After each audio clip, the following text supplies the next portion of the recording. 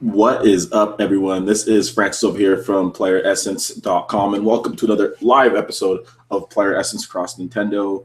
I'm going to be bringing you guys some interesting Nintendo news for today, and I'm going to get my thoughts on kind of what what I want to see out of Nintendo next generation, which I've done a lot, but I have an idea, and you can see it in the title if you've seen it, how it says, I want the Super Nintendo too.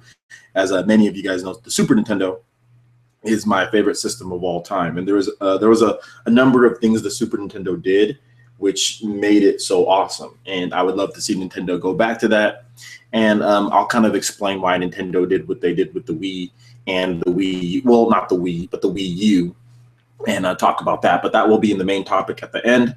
What we're going to do first is that we're going to go ahead, and I want to make sure that this is actually playing correctly, because in my diagnostic test beforehand, I could not tell if the audio was playing correctly. So I need to make sure that it is. And I'm just going to check real quick just to make sure that everything's playing correctly and good as I check this live. So bear with me, guys. It's been a very eventful week. So a lot of cool stuff coming up, a lot of cool stuff in the pipeworks for Nintendo and really just in general. So I'm really excited. I'm really excited to see what they have. So it'll be interesting. So if anybody can let me know in the Q&A app. So I do have a Q&A app up. All you have to do is hit the button at the bottom or hit the button at the top of the screen, and you will see where you can go to Q&A and you can put your questions there. And just make sure if you guys can hear me. I want to know if get some feedback if you guys can hear me, because for some reason it's not loading on my screen. So if you guys can't hear me, if I'm just talking into an empty space, please let me know right at this point in the Q&A app or something like that, or send me a comment so I can know, because I don't know if you guys can even hear me or not, to be honest. So definitely want to make sure all that is good, but hopefully everything is good. So what I'm going to do is I'm actually going to go into the news here and Attack on Titan. So for the first story, Attack on Titan, it's going to be called Humanity in Chains in North America. It's going to be called Attack on Titan, Humanity in Chains, whereas Europe, it's going to be called something else because of some type of copyright claim or something, or copyright strike, but whatever. YouTube, sounds fine. Good. Thank you so much for that feedback. So Attack on Titan, Humanity in Chains, that is coming to North America for the Nintendo 3DS. That is coming to North America on May 12th, digital only, so eShop only on the 3DS eShop. So new Nintendo 3DS, 2DS, 3DS, 3DS XL for $39.99. So although it's digital only, there's no discount for it being digital only. There's that's usually the retail price, of games, Wii or 3DS games. Some of them are $39.99, and then digital, for the most part, you might get them cheaper if it's a third-party game.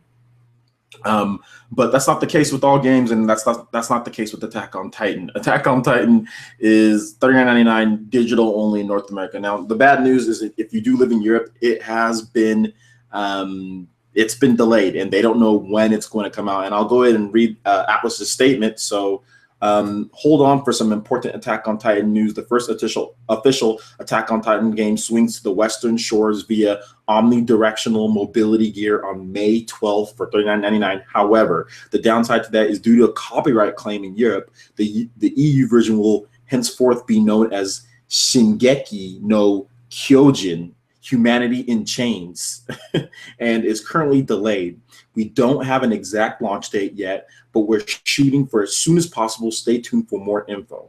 So that's basically that, and they're giving you a free theme when you get the game or something like that.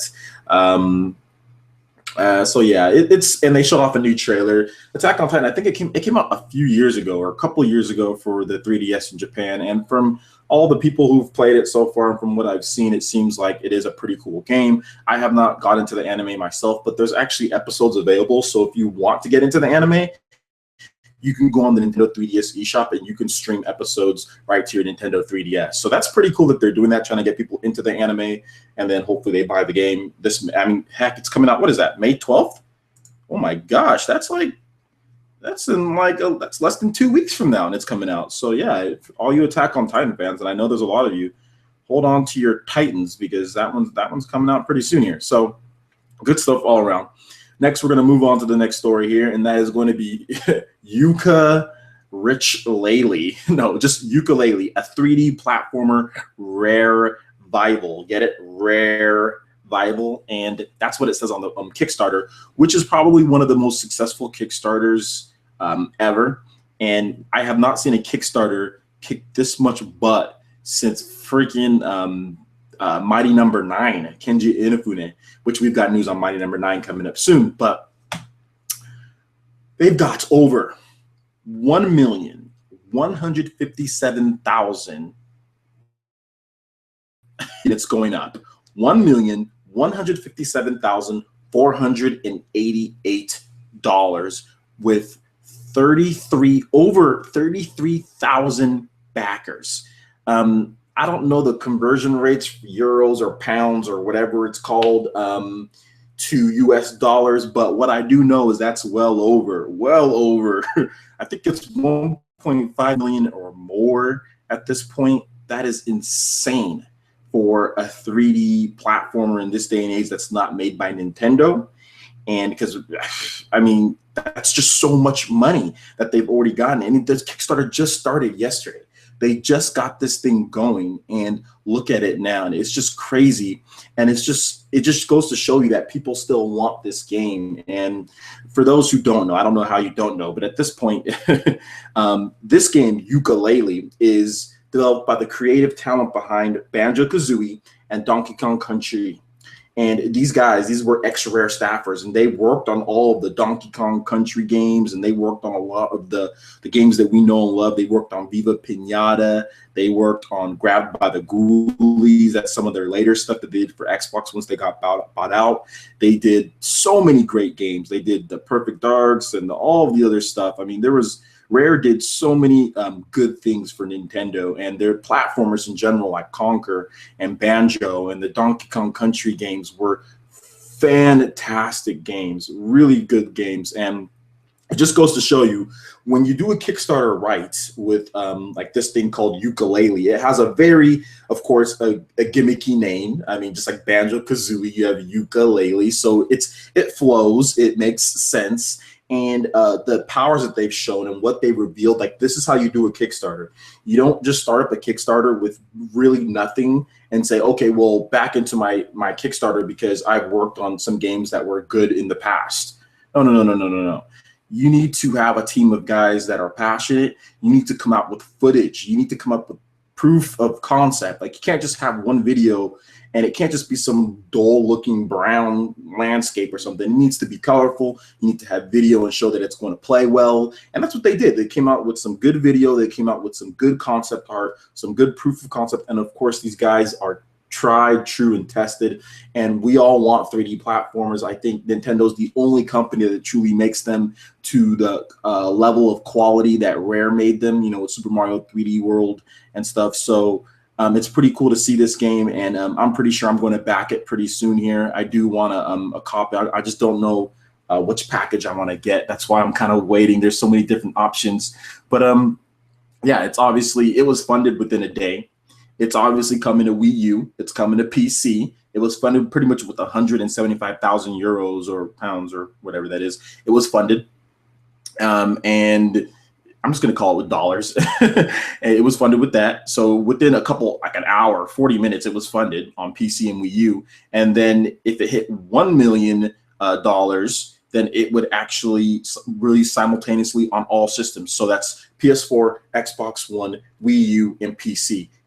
Crush that. And now they've got extra smart goals. They got extra stretch goals that are actually pretty cool here, because there's going to be music with David Wise and Grant Kirkhope, and they've already actually got music up there that you can listen to at this point.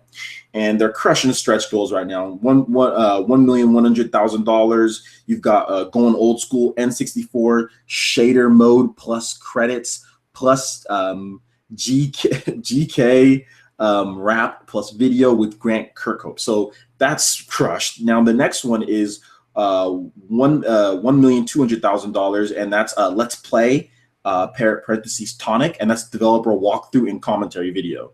I mean, that's crazy. I mean, they're gonna have to make new stretch goals. They're going to have to make new stretch goals because it's going to hit that last one. It's going to hit that soon here by the end of the day. It's probably going to hit that other stretch. So they're going to have to make more.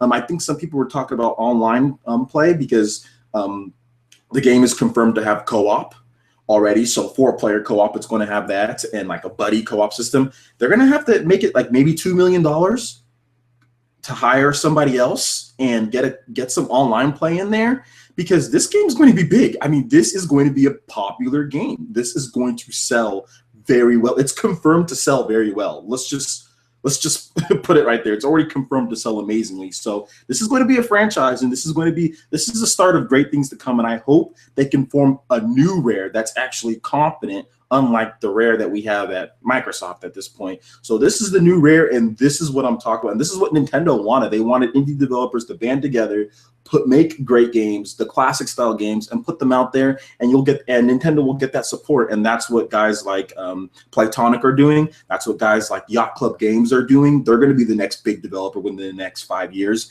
And that's what guys like Fast Racing Neil, what are those, Shinin? That's what guys like that are doing. Nintendo are banking on these guys becoming the next big developers within the next 5 years, and hopefully they support Nintendo systems in the future. So that's pretty cool, and I love the fact that it's on all the systems. I'm probably going to pick up a PS4 and a Wii U copy just so I can support these guys and really, just really support them. Hopefully they can hire a couple more people, because there's only like 7 people on the team.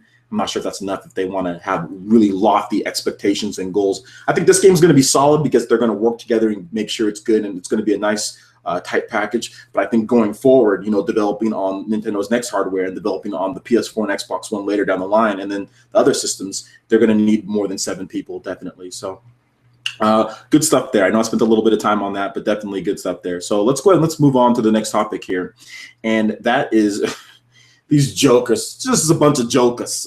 Okay, so Activision, they say their Twitter account, but Activision support says, stay tuned for more Wii U support in the future. Now, there was on Twitter a user by the name of Blue Scouts said, "Hey, why can't he tweeted Activision and Treyarch? Why can we connect our Nintendo IDs to the Call of Duty site if you are not developing nothing for it?" Because they came out and said that Call of Duty, what is it? I don't know, what is it called? There's so many Call of Duties. Call of Duty Black Ops 3 is PS4, Xbox One, PC. So no Wii U support right now. And in response to that, Activision support said, "Hey there, stay tuned. Stay tuned for more Wii U releases." Yeah. Sorry if I put this on the website, but sorry if I sound cynical, but I don't believe a damn word out of these people's mouths. This is what we hear all the time. We hear, "Oh, we want to support the Wii U. Well, where's the support? Activision, you say you guys are bringing support in the future. Well, where was Destiny? We never even got an explanation why Destiny didn't come to the Wii. We didn't get an explanation why Call of Duty didn't come to the Wii U last year. There are so many games. Now, Activision is bringing Skylanders, and they are bringing, what's that stupid Guitar Hero. If that's what he means by stay tuned, which I'm thinking that, oh, we got games. Look, Call of Duty. If that's what you mean by support, I don't have any blur tools here, but I have a finger up to you guys, because that's not support, okay? That's just, you guys are making one version of FMV movies, and you know what? Why don't you just put it out there on Wii U? Same thing with Skylanders. Skylanders has its roots in the Wii, so you bring it over to Wii U, and it does okay. But that's not support. Where's Destiny? Which I would have bought Destiny. I would have bought Destiny on Wii U. So where's that at? Where's that support at? Where is the support that the other systems get? Now, if you want to talk about, my daughter, she's crying over there. My mom needs to take care of that. But anyway, sorry about that. Where's the support? Okay, you can't sit here and tell me stay tuned, and then not announce anything. There's not going to be anything. There's going to be Skylanders, and look, I know I'm being cynical. I know I'm being very pessimistic about the situation, but we haven't gotten really any answers. Now, they can make up answers like Rocksteady, you know. Well, the Wii U can't handle the Batmobile. Okay? Batman isn't coming to Wii U because it can't handle the Batmobile. Great. Okay. Well, at least it's an excuse. It's a really bad one, but it's an excuse. Activision just, well, who knows?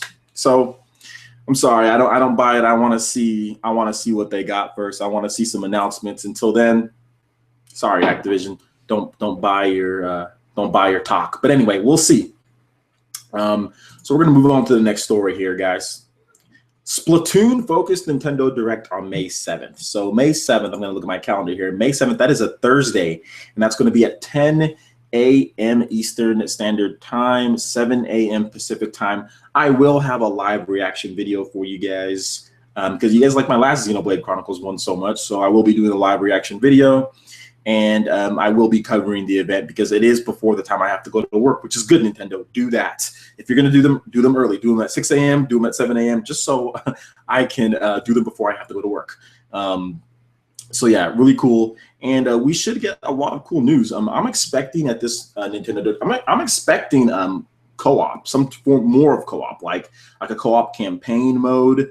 Maybe one person uses the gamepad, another person has the Pro Controller. I'm expecting maybe some more Splatoon amiibo support somehow, maybe even other characters. So like you can scan a Mario amiibo and get like a super like Mario outfit or something. You can scan different amiibos and get stuff like that. Outfits or exclusive guns and stuff like that.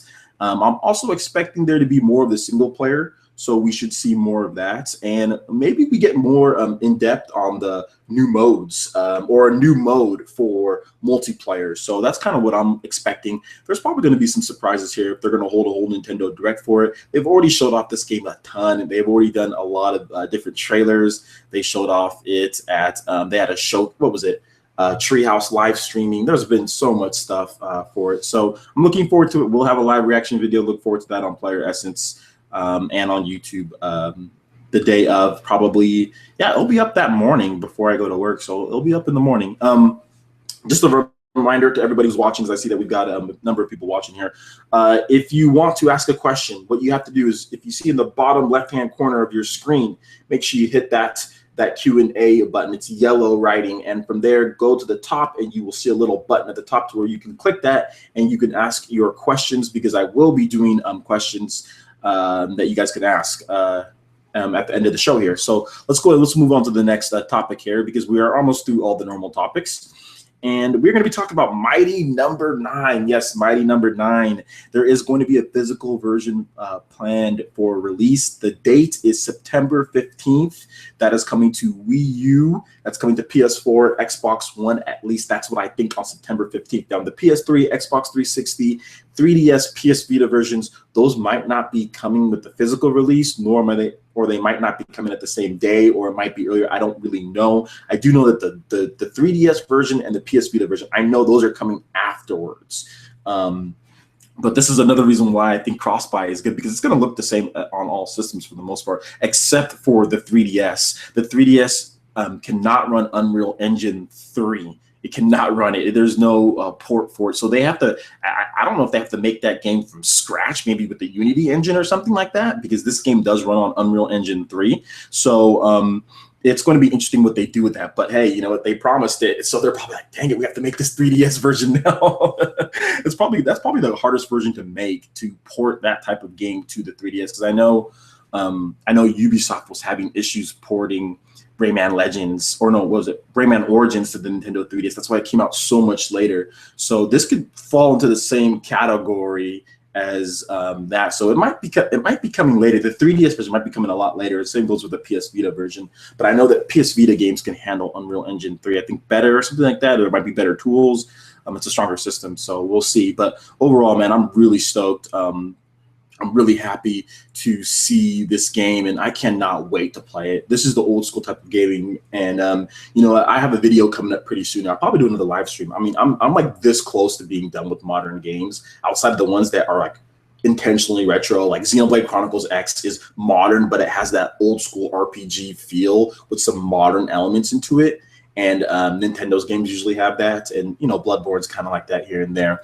But I'm like almost this done with being like with modern games, So this game is a classic game. It's a throwback to the old school Mega Mans. I'm getting it day one, no question asked. I'm probably getting PS4 and Xbox. Oh no, I don't have an Xbox One. Don't want one either. I'm getting the PS4 and the Wii U versions, and I'll probably pick up the 3DS version and at some point if it's solid. If it sucks, though, I won't.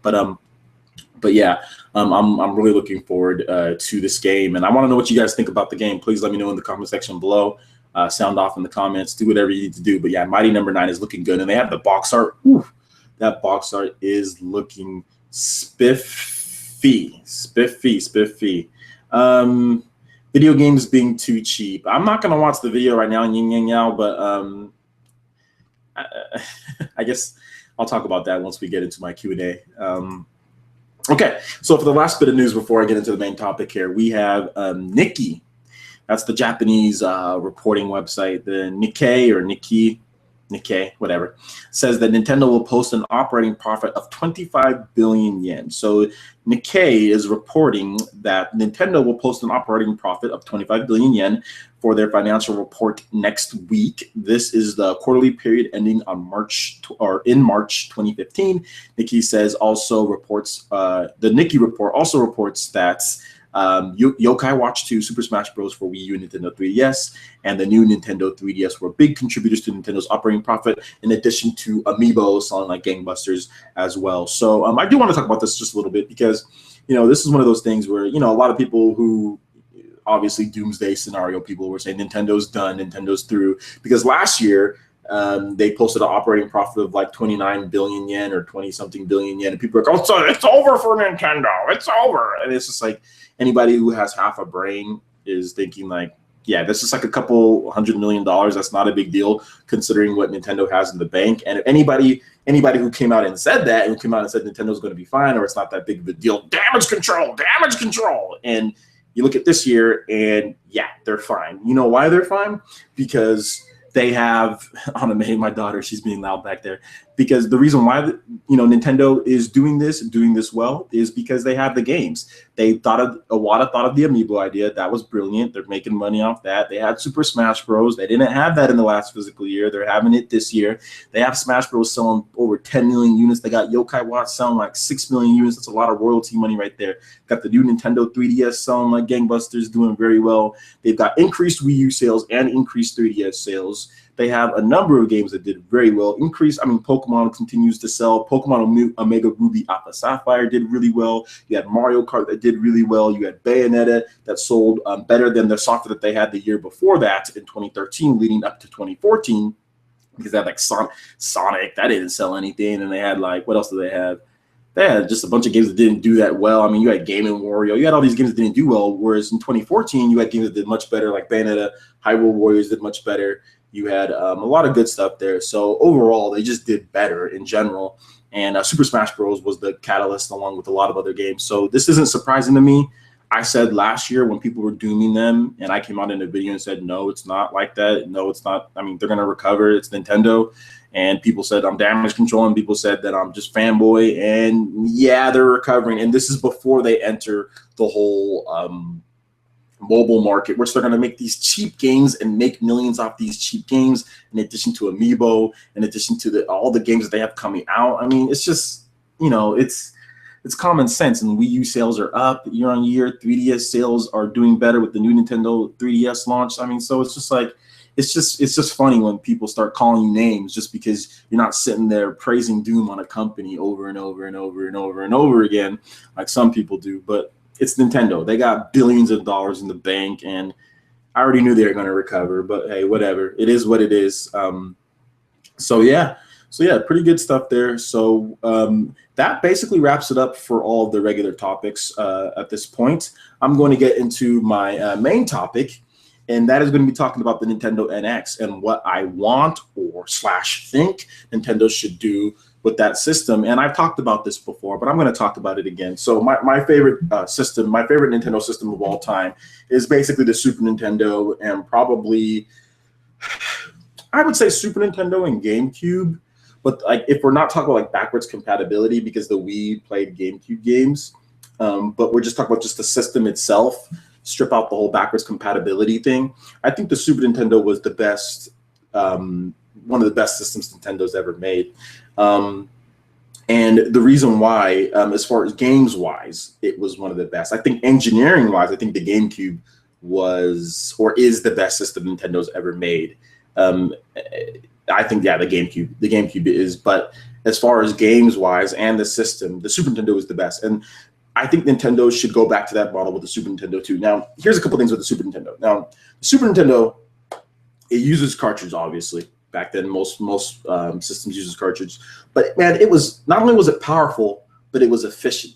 Games didn't break the bank. Okay, so you could make games that looked pretty much state of the art back then, outside I guess some PC and things like that. But state of the art games, high quality games that look very good. And even without the little FX chip or whatever that they had to put in some of their games, a lot of games that Nintendo made didn't use that chip that was built into the cartridges. And they had the Mode 7 scaling. And it just looked amazing. And I'm not trying to go graphics horror on anybody here or anything like that, okay? I'm just hear me out here. And the Super Nintendo, it used the graphics and it used the techniques that Nintendo knows as game developers to make innovation. Now, the controller was great. It was innovative, too, at its time. It was a very good controller, felt good in your hands, had all the buttons it needed. But the controller, along with the innovation within the games, along with the innovation in games like Star Fox, the innovation in games like Super Mario World, the innovation in games like Super Mario RPG, there were so many great games that really took game design and that type of innovation to another level that you don't see.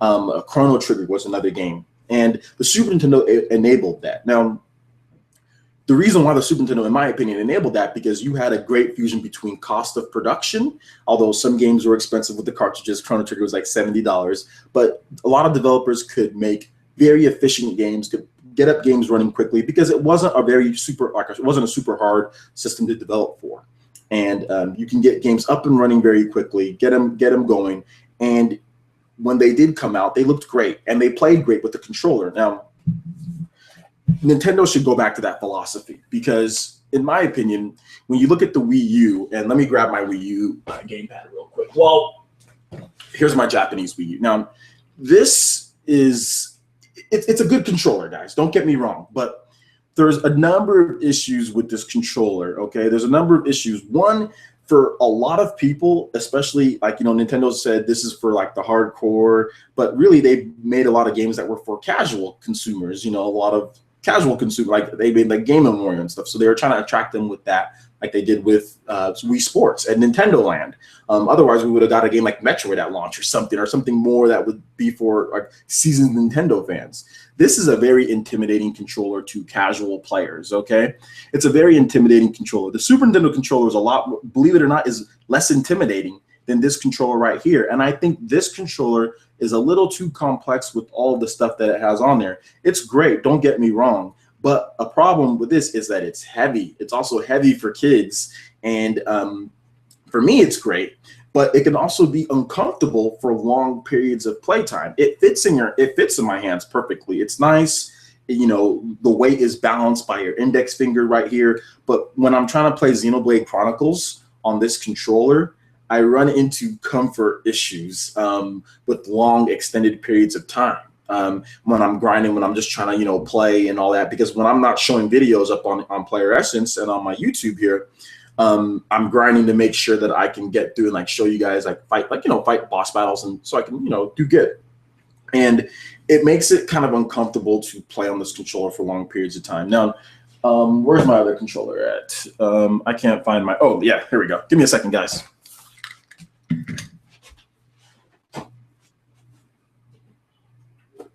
Now, here we go. Now, this controller right here, this is the, looking back behind me, I thought I heard something. I was like, what was that? So this is the Wii U Pro Controller. This controller is so good. It reminds me of the Super Nintendo for some reason. It is so comfortable. It fits right in your hand. It's light. It's battery efficient, man. I can use this. I have not charged it in days, and I've been playing Xenoblade Chronicles since I got it. So I charged it one time beforehand, And I've been playing Xenoblade Chronicles pretty much all week. Xenoblade Chronicles X all week, and I haven't even need to charge it. It's not even close. It's like at 3. It's like at 3 or 2. That's amazing. Xenoblade Chronicles destroys your battery life. Let me just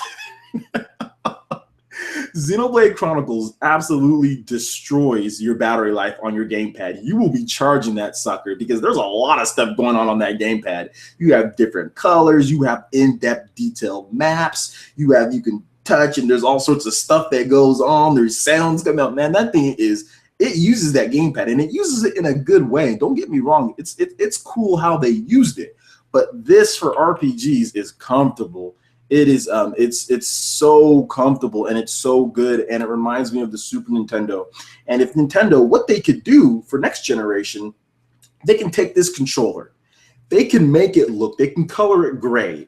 They can go back to the gray color of the Super Nintendo with the purple, and they can just call this mug like the NX. It can turn into the Super Nintendo 2, and they can bring back those games that people have been clamoring for, like from the beginning. I mean, of course, I would like to see a port of Zelda Wii U. I would like to see a port on the NX. I don't think that they should delay the Wii U version for the NX version, but I definitely think that they should launch with that, because there's going to be a lot of people, if Nintendo makes the right call here with the NX, there's going to be a lot of people who didn't buy the Wii U that are going to buy the NX, and who they didn't play Zelda Wii U, but they wanted to, but for whatever reason they didn't buy a Wii U, and they're going to want to play that Zelda game. And I don't think there's going to be a reverse compatibility. I don't think so, but who knows? And Iwata did kind of claim like there will be. But the Super Nintendo 2, if you do that, you bring out, and look, you just have to redesign this. You don't even have to spend that much R&D on a controller, because Nintendo spent a ton of money on R&D on that Wii U gamepad, which is, it's awesome. Don't get me wrong. It works well for some games. But it's definitely underutilized. Nintendo, they made a controller, yet they didn't make enough software that used it correctly. And then when you do, it drains the heck out of your battery, which you can just plug it in. But at the same time, as far as comfort goes, it's kind of heavy. And especially if you're younger, if you have small hands, whew, you're going to be doing some weights with that controller. But this one right here, they can really just rebrand it, man. And I think it would be great as like a Nintendo NX controller. It would be great. Now, I would add analog, like the triggers. Like I would make them like the PS4, Xbox One, making triggers just for third parties, you know, so they can have that. They do have the clicky sticks, so that's good. And I would also add a headphone, because there's no headphone jack on this thing. I'd also add a headphone jack, or make it towards Bluetooth, where you can connect wirelessly sound, like to your surround sound system. I just got a new sound stand, like you can make it connect wirelessly. Do something like that, or have something built in to where people can get that sound from their controller. So that would be cool too, or plug in a headset, you know, for stuff like that. But I really like this controller, and I think it really does channel the Super Nintendo, which is good, which is kind of what I want to see out of Nintendo next generation. Not only because the Super Nintendo was innovative, the Super Nintendo was really innovative with its games. And Nintendo, they've innovated a little bit with the Wii U, but a lot of their stuff, my favorite games on the Wii U, are basically games that work better with this controller, or work better with the GameCube controller if it's Smash Bros, because that's the only game that uses it. Because my favorite games on the Wii U are, my favorite game on the Wii U it's a tie between, it's Xenoblade Chronicles X, and it's Super Smash Bros. For Wii U. Super Smash Bros. Probably is my favorite game on the Wii U, and I use the GameCube controller. You don't need the gamepad for that. And then you have a game like Mario Kart that works. Mario Kart is definitely good with this. I like using this for Mario Kart. And then you also have like Bayonetta 2. Bayonetta 2. This controller is definitely good for Bayonetta 2, just so you can reach all the buttons faster, everything, dodge and all that. So that's good for Bayonetta 2 for that. And then you have a Wind Waker HD, which will probably be my next one. And Wind Waker HD, that uses the gamepad. Now, I do need the gamepad for Wind Waker HD, just because of the map and the open world and stuff like that. It's definitely better with that game. But I don't know. I'm not hating on the Wii U gamepad. I'm definitely not hating it. I think it's a controller with a lot of potential, and I think that Nintendo did do some good things with it, especially with Wind Waker and now with Xenoblade Chronicles X, it's definitely not a bad option. But at the same time, going forward, I think that a lot of gamers did reject the idea of the gamepad, and people felt that Nintendo cut power out of the system to invest inside the gamepad. And you know, Miyamoto's comments did kind of reflect that a little bit. he did say that, okay, well, if the PS4 and Xbox One had a gamepad controller, they would cost $100 more. So that pretty much shows that they did invest quite a bit of time and money into the Wii U gamepad, into it. So they might have had to cut stuff somewhere else. But I still think the Wii U is very powerful. I still think, Xenoblade Chronicles looks amazing. Smash Bros looks amazing, 1080p.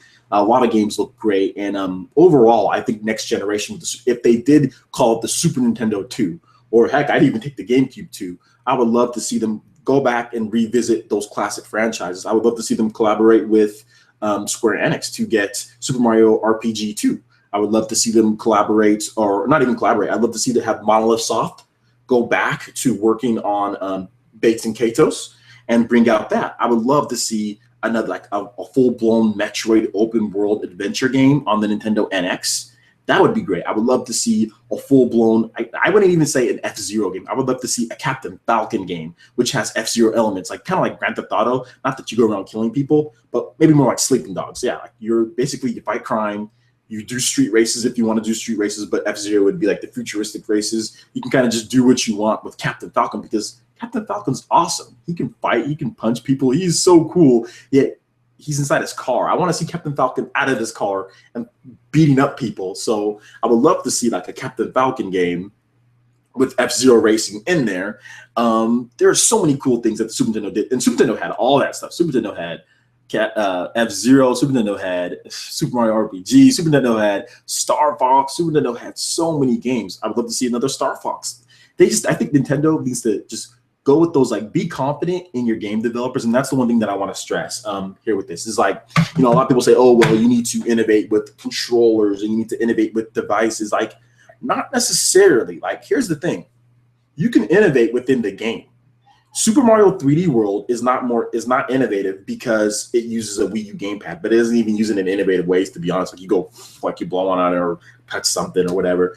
Super Mario 3D World is innovative because of the level design. It is innovative because of the mechanics, how it progressively teaches you how to play a level. Super Mario 3D World is innovative because it's a 3D Mario multiplayer game that has 4 players in the game at 60 frames per second, flawlessly, not taking any visual down hits, drop in, drop out, co-op play. There's like no games that do that in this day and age. Those are the reasons why Super Mario 3D World is innovative, not because of a controller. You know what I'm saying? Like the Wonderful 101, it's innovative. It does have an innovative use of the controller, but even if you play Wonderful 101 with the regular controller, it's still innovative. Just the way that the battle system works, that is the innovation. Like Nintendo needs to trust in their game developers that they can make innovative concepts and innovative ideas without the need of having a Wiimote or without the need of having a gamepad and a touch screen. Like you don't need that stuff to be innovative. Nintendo has proved that over and over and over. Fire Emblem Awakening is innovative, and that really is just a standard game. It can be played on anything. I mean, it has the dual screens, but it doesn't really need to be anything crazy. I mean, I know Pokemon X and Y. Those are great, innovative titles in the franchise because of what they do with the online, because of what they do with the Pokemon, because of what they do, the Horde battles. There's so many things that they put in there that changes up the formula that causes the innovation that make people say, okay, this is good. There's some innovative ideas in Omega Ruby Alpha Sapphire, and all of those are software related. None of those are physical, like device related. So in my opinion, you don't need that. I mean, it's great if you can do it. Like for instance, like Wind Waker HD, that is innovative because of the way it uses the gamepad. But and I think that game would suffer without the gamepad in that sense. But that's because the original game made you continuously press the start button and go, into your menu and stuff like that. I think the gamepad works really well with games like open world RPGs. But for everything else, like fighting games, action games, even racing games, a regular controller would probably be good. And then you have to rely on your developers to make sure they make innovation. And let's be honest here, who has the most innovative developers in the industry? I mean, I would say Nintendo. I would say from a third-party standpoint, I'm looking and I'm like, well, I don't know who else really does big innovation. Maybe Bethesda has some great innovation with their titles like Fallout and Skyrim. I know they do. I know Rocksteady had some great innovation originally with Batman, Arkham Asylum, but really the list is very small. But everybody else is doing sequels like that do the same thing, like Call of Duty, just add new weapons, So In my opinion, I think that Nintendo needs to be confident in their developers, and that's the reason why I want Super Nintendo 2, because they showed that confidence from going from Nintendo to Super Nintendo. They're like, okay, well, what can we do? Well, we're not only going to make the graphics better, but we're going to enhance this controller, make it, still make it old school, still make it classic, but we're going to add more buttons, but we're going to make sure our games really innovate. And Nintendo has done a good job of that this generation. I think their games are innovative, but they're not innovative because of the Wii U gamepad for the most part. They're innovative because the developers are amazing. So going forward, I think I would like to see Nintendo go back to that Super Nintendo mentality, even that GameCube mentality. That system, GameCube, that was an efficient little box. It was powerful. It knew what it was doing. It did it well, did colors very well, could push good polygons. Resident Evil 4 looked amazing. Resident Evil 4 was innovative. It didn't need any crazy controller to be innovative. It was innovative because of what they did with the gameplay, level design. So going forward, that's what I want to see Nintendo do. Obviously, adding more features, the voice chat, cross-game chat. They need all that stuff. So people stop complaining about that. But I do think that Nintendo, like with the Wii U, they played it a little safe with they thought, well, we don't need to build a system that can do multitasking and do cross-game chat, do all the other stuff, because the Wii didn't have that. Really what they did, they made some new ideas like Miiverse, which is also a very innovative thing. And they said, well, we don't need cross-game chat. We don't need universal game invite systems. We don't need all that. The Wii didn't have that, and it was successful. I think they banked off of what they did with the Wii a little too much. They didn't add some of that. Like, they didn't say, okay, well, let's see what else we can add other than, our intrinsic ideas like Miiverse. They just said, well, we don't need cross-game chat. We don't need party chat. We don't need all that, because the Wii didn't have all that in game. And it kind of, it's kind of biting them in the butt right now. And I don't think they built a system that can be changed very easily too. I think that the Wii U it's grounded in its roots, and you can tweak some things around, but it takes a long time. I mean, look, when was the last major update for the Wii U? I mean, we haven't gotten any new features. We haven't gotten anything. And I'm not trying to say that that's what gaming is about, but at the same time, it's like you have other people, making sure that they're dedicated to their fans, saying, hey, what do you guys want in a system? What do you guys want us to add, this feature, that feature? I think Nintendo should do that with their fans too. They should be like, hey, well, what do you guys want to see in the Wii U going forward in our systems? What do you want to see? Do you want to see this? Like, they should ask us what we want as well. I don't think it's fair that Nintendo would be like, okay, well, here's a system, buy it, and when we give you updates, we'll give you updates. They should want to be like, ask us what we want too. So I do think that's fair. I mean, if we spend money, we buy their system, there should be give and take. I mean, it should be a healthy relationship between a consumer and the manufacturer and between the seller. So, and that's what a lot of these retail companies do. They're like, well, what do you guys want to see next? And that's how Samsung, and that's how Sony, and that's how Microsoft get ideas to improve their systems. Whereas Nintendo, they don't ask us anything, which is a little disheartening, but their games are so good. So I think going forward, I do want to see Nintendo ask us what we want a little bit more, not just from our games, but also from the system. I think that's fair, especially with the Nintendo NX. I think that's fair if they do that. So that's my take. I do want to see Nintendo return to the Super Nintendo GameCube roots. I want to see those games come back. And if you don't sell 100 million, that's fine. The Wii was a bit of it was kind of a sales fluke. I mean, Nintendo knew what they were doing. They knew that they were going to be successful, I think. But at the same time, they can't expect to sell 100 million every time. And I think that's what they were trying to do with the Wii U. They were trying to make sure that it sold like 70 million, or it was like the next most successful system. Like, Nintendo needs to be happy with selling. Like, you want to sell as much as you can, but if you sell 40 million like the Super Nintendo, or if you sell 60 million like the NES, that's fine. That's good. There's nothing wrong with that. I also want to see the next Nintendo system be a fusion system with their portable, but hey, that's just another, I've already talked about that. That's a topic from the day. So that's that. We're going to go ahead and move on to questions here. So hopefully that wasn't too much rambling from me. And we are going to get to the first question here. So this is from the Magnum 924. What has been your favorite controller of all time? My favorite controller of all time. I would probably have to say my favorite controller of all time is either the Super Nintendo controller, or this controller, one of these two, or And I'd probably say like PS4 controller. That controller is really awesome. I just wish there was more games to play on the system with it. But the PS4 controller is freaking awesome. That is a very comfortable controller. So between those three controllers, that's my favorite. But if you want to tell me like for an individual game, what's my favorite controller? The GameCube controller with Smash Bros. And Resident Evil 4. There is no better feeling of playing Smash Bros. In my opinion, with the GameCube controller or playing Resident Evil 4 doesn't stack up. GameCube controller, hands down, wins for those two games. So yeah, that's that. Let's get to the next question here. Next question comes from the Magnum 924. What is your favorite of the new Mario Kart 8 DLC tracks? Baby Park, because I love Baby Park on the GameCube, and Baby Park again on the Wii U. So yes, Baby Park. Next question comes from, okay, yeah, Magnum just telling me that it's fine. That's great.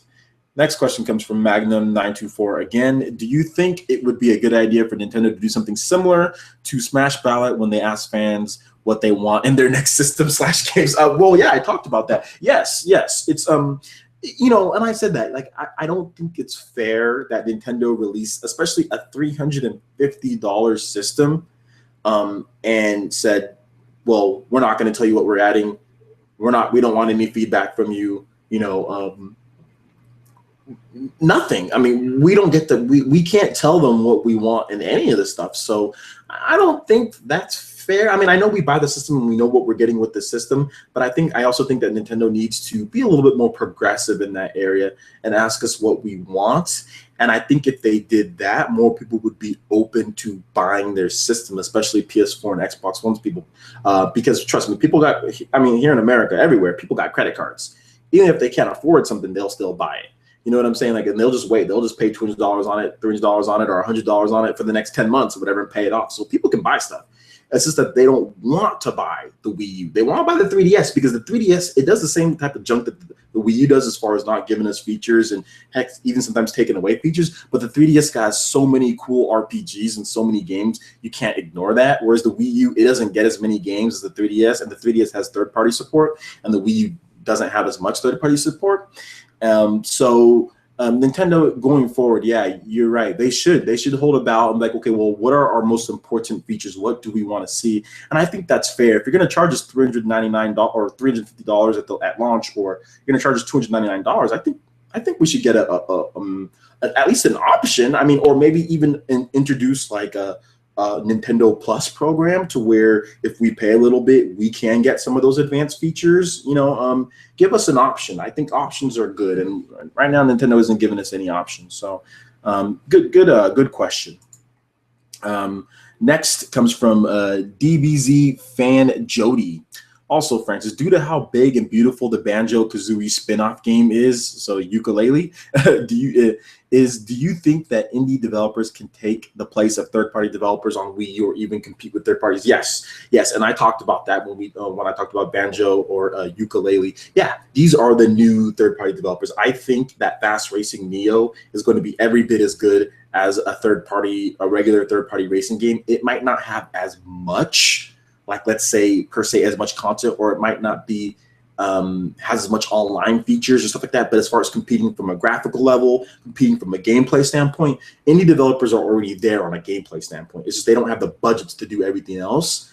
But I think like Fast Racing Neo, I think that game is one of the games that is going to compete. And I do think that Yooka-Laylee, with this money that they're getting, that will be able to compete with the bigger ones. And eventually, yes, they will replace those third-party developers that have left the Wii U and into these new ones here. Because let's be honest here, Yooka-Laylee is going to be a very successful game. Fast Racing Neo is a very successful game. Shovel Knight is a very successful game on Nintendo platformers. These developers have money now.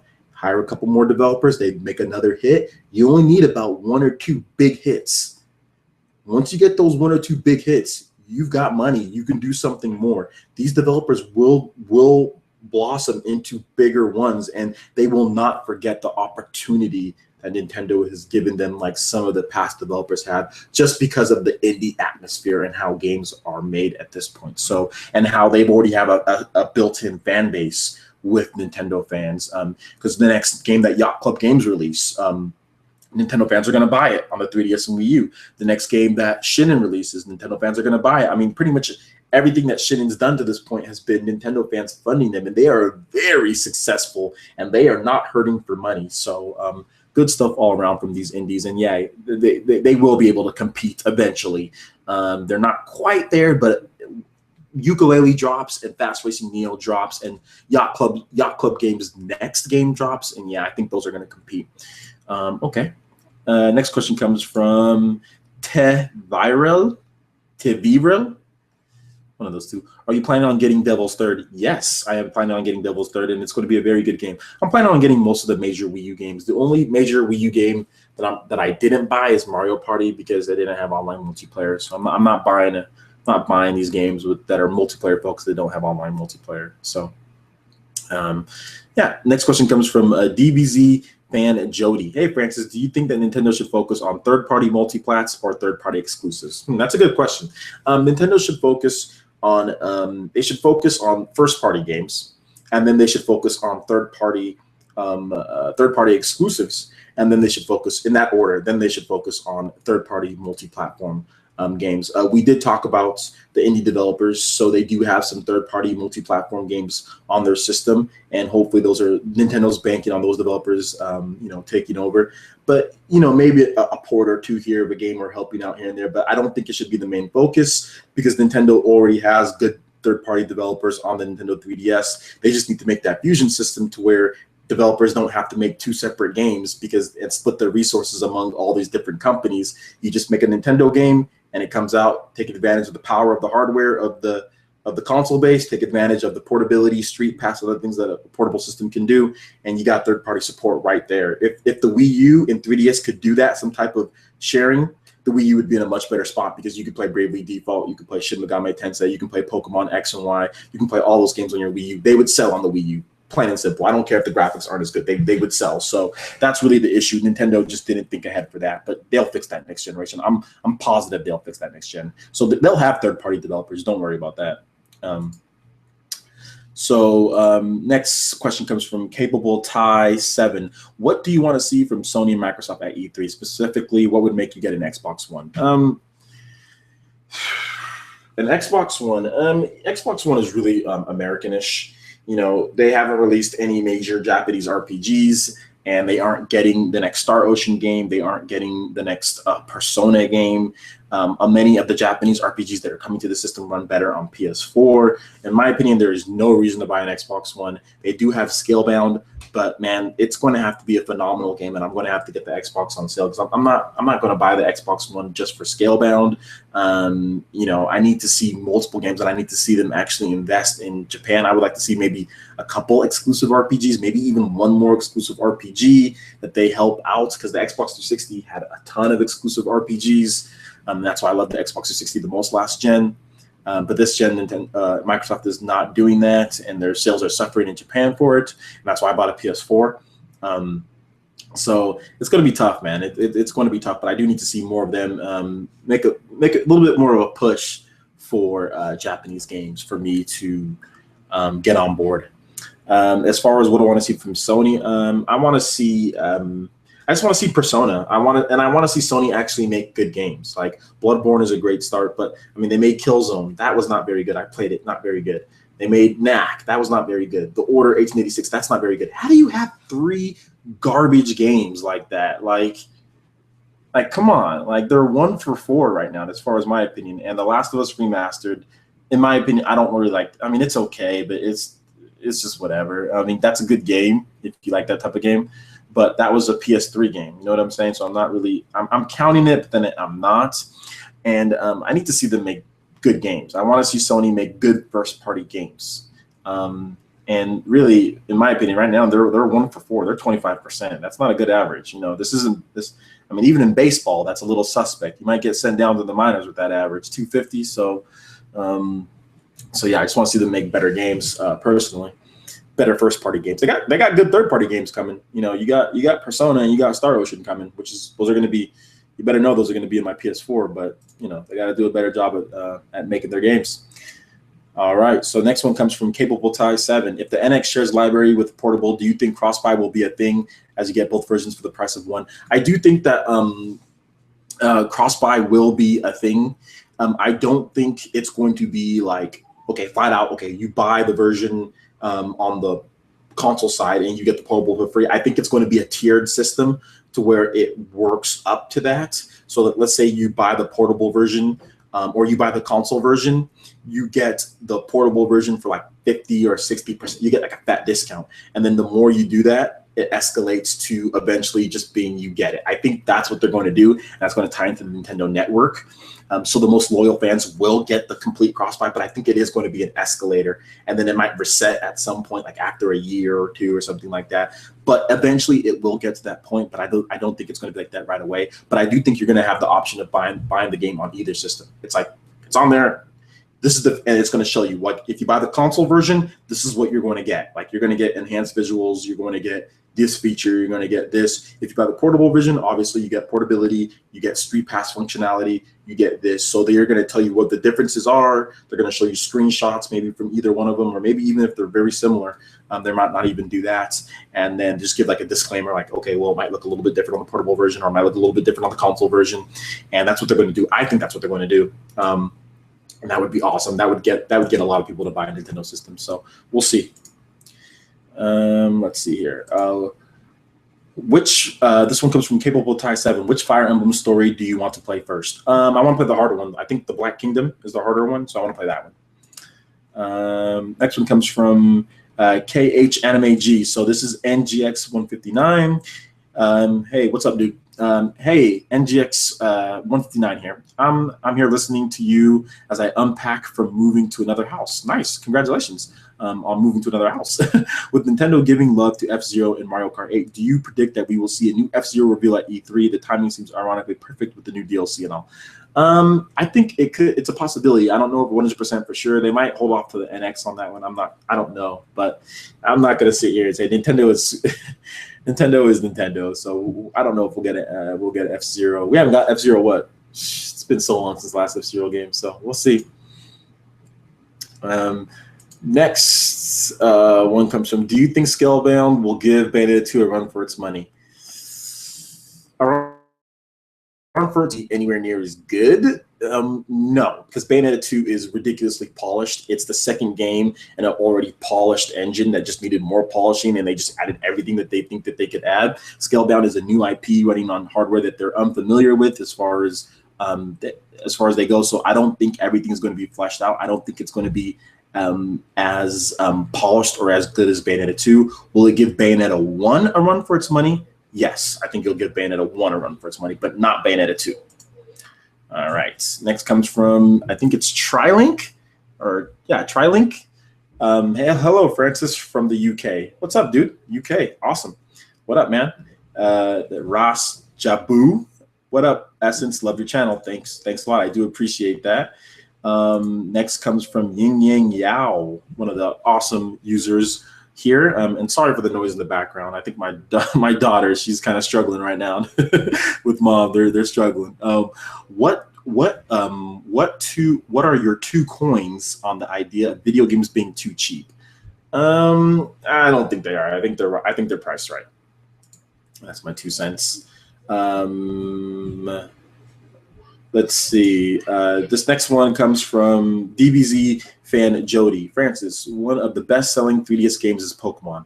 A lot of 3DS owners have not bought a Wii U. Do you think that if Nintendo makes a console Pokemon game or localizes Pokemon Tournament, the Pokemon fans on 3DS will cave in and buy a Wii U? No, I do not think that. It needs to be a full-blown Pokemon game with interactivity between the two, and I think that's best suited for Nintendo's next system, not this current system.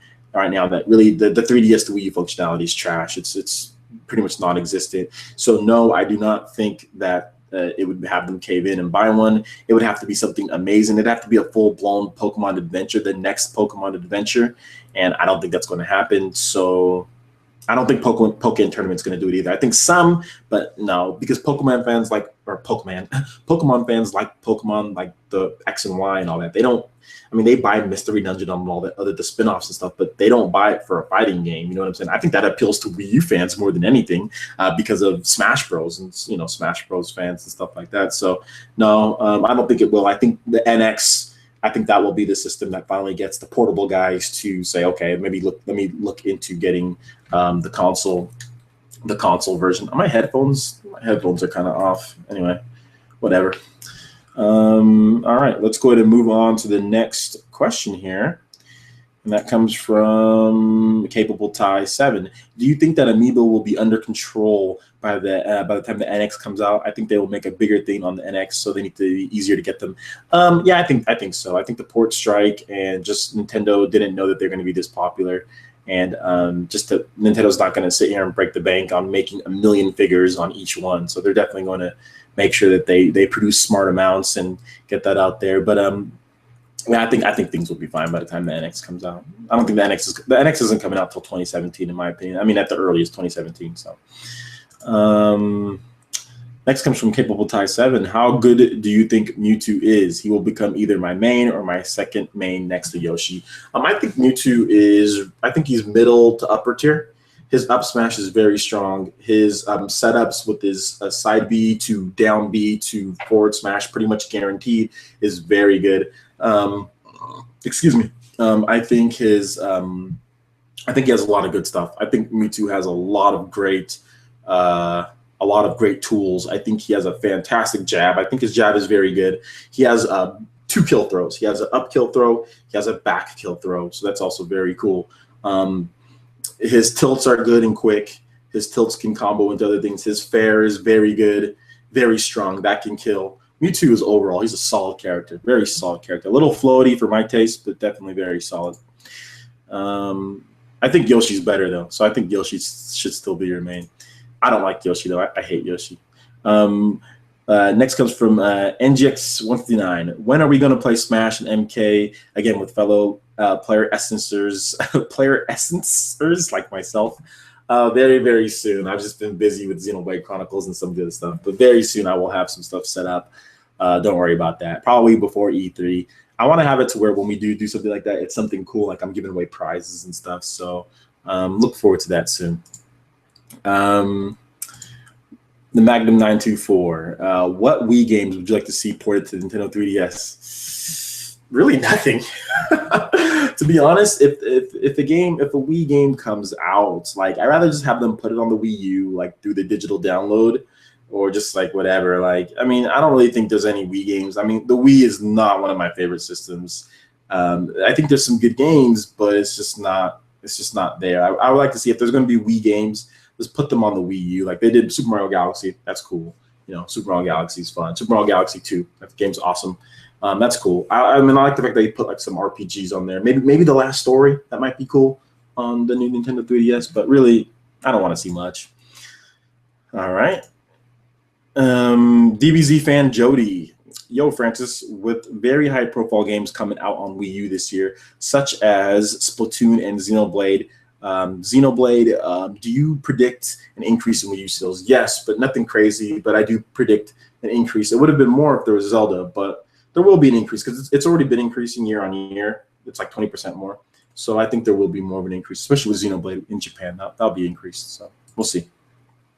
All right. Next question comes from Trilink.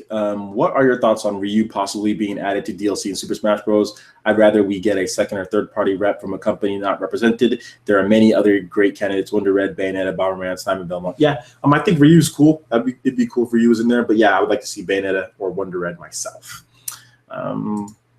Next comes from, and I actually did an episode on that. So Trilink, if you go to my channel and just look up my latest Super Smash Bros. Show, or just look up my videos, you'll see it there. Just look up Super Smash Bros. Show. You'll see my video where I talk about that. So I discuss it more. Next question comes from Capable Tie 7.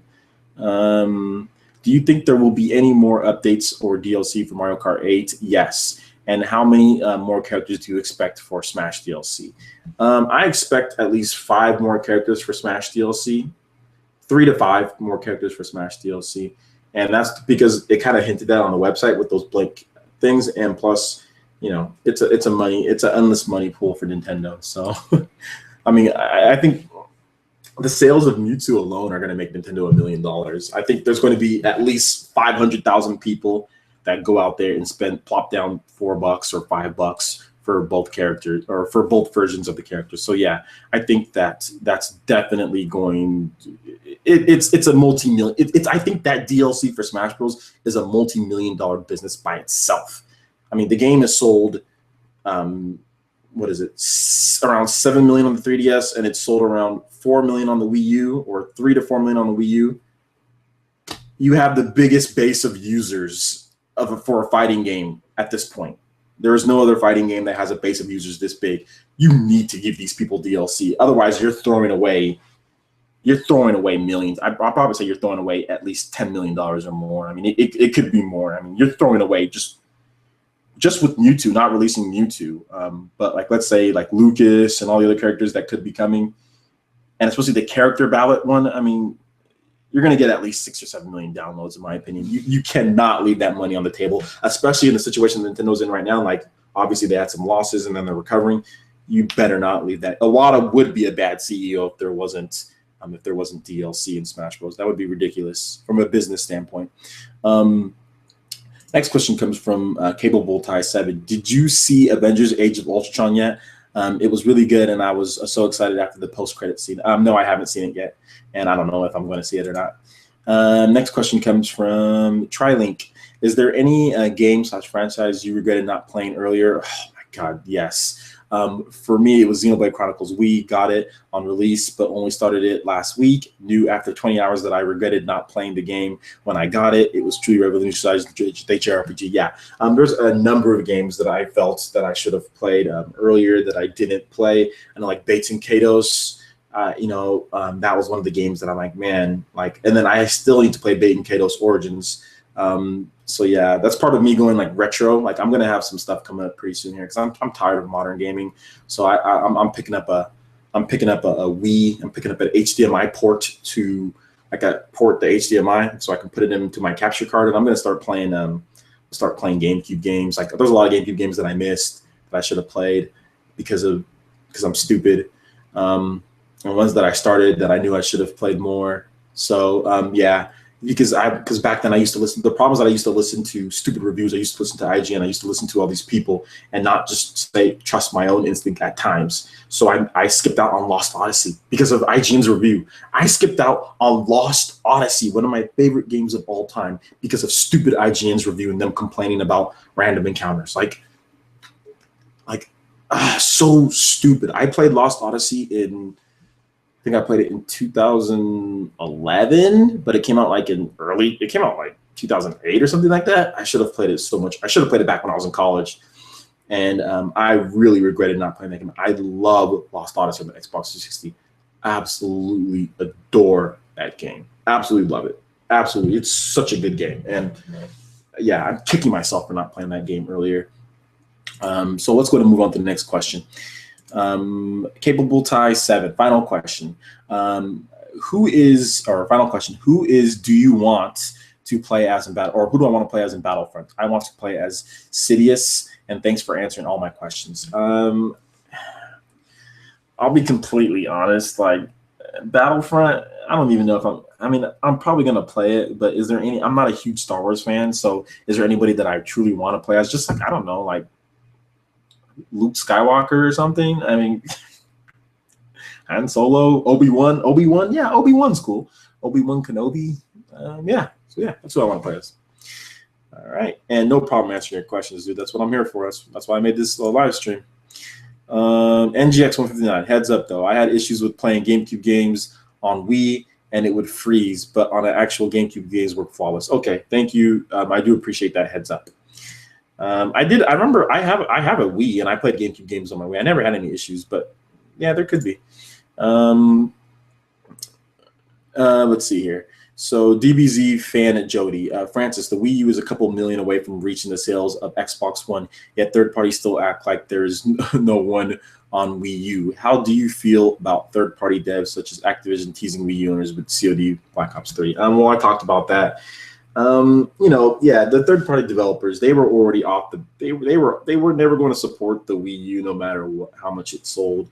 In my opinion, I mean, we might get a few more games if it sold better, but there was never going to be the type of support Microsoft gets because, you know, the Xbox One still to this point still isn't. It's not like it's selling like gangbusters or anything. I mean, it's doing okay. The PS4 is selling very well, but you know, like the Nintendo 3DS, like a lot of developers shun that. There's no Western developers really making any games for that. That's sold over 52 million units, you know, at this point. So where's all the developers that are developing for that? It's to do with the engine. It's to do with the perceived notion. Is to do that it doesn't have, you know, the huge, you know, 1 gigabyte or 500 tera or megabytes or whatever, or gigabytes, 500 gigabyte hard drives for the where their install times to where they'd have to rework code. They just don't want to do that work.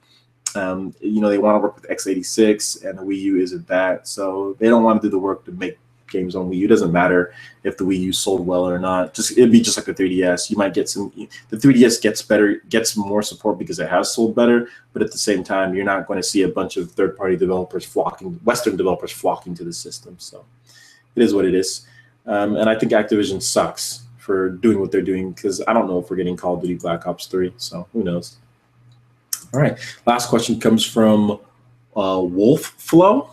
I think that's how you say it. What franchises would you love to see revived the most in gaming? Could you see Nintendo reviving any of them? Bates and Kados, I would like to see Chrono Trigger. I would like to see Secret of Mana. I would like to see Super Mario RPG. I would like to see lots of games come back. And I think Intelligent Systems is the one to do it for, not Intelligent. Oh, Intelligent Systems could do it for all of them, but Monolith Soft. I think Monolith Soft is the key candidate. I would love to see a Monolith Soft developed Chrono Trigger game. That would be, but that would never happen because Square Enix is lame and because I think there's a little bit of bad blood between Monolith Soft and Square Enix, in my opinion. So I don't think that's going to happen. But Intelligent Systems and Monolith Soft would be the two guys to do any type of remake or rebirth of franchises. So yeah. All right, so that basically wraps it up for this one, guys. I have expired all of the questions. I've answered all of them. Thank you so much for joining me on this long live episode of Players Across Nintendo. And really, I just want you guys to continue checking out the site. I want to thank all of you guys who came out and participated in the show. And let me know what I can do better, what you guys want. Do you guys want to see live streams all the time like this? And let me know in the comment section below. And also, make sure you check out, I have another live stream scheduled for tomorrow. I have the Xenoblade Chronicles Q&A. And just a general Q&A as well. So I'll be answering your Xenoblade Chronicles questions, and I'm pretty much going through the game right now, and I think I'll have scales by tonight. So you can ask scale questions, but I will update you guys. The online multiplayer in Xenoblade Chronicles X is insane. This is insane online multiplayer, insane online loosely connected world. It is crazy. This game is amazing. It is so good. So I do have that Xenoblade Chronicles X Q&A coming up pretty soon here. Tomorrow at 11 a.m. Pacific Standard Time. What is that? Eastern, 11, 12, 1, 2. That is 2, yeah. 12, 1, 2. 2 p.m. 2 p.m. Eastern Standard Time. And I don't know what it is, UK and all that. So you guys have to put it into Google and figure that out yourself. So yeah, look forward to that.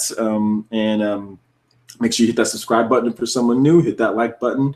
Lets me know that you guys want more of these type of videos. And yeah, that basically wraps it up for this one. Check out playeressence.com for all your news, reviews, trailers, tips, and tricks. And we will see you guys for tomorrow's live stream. Peace.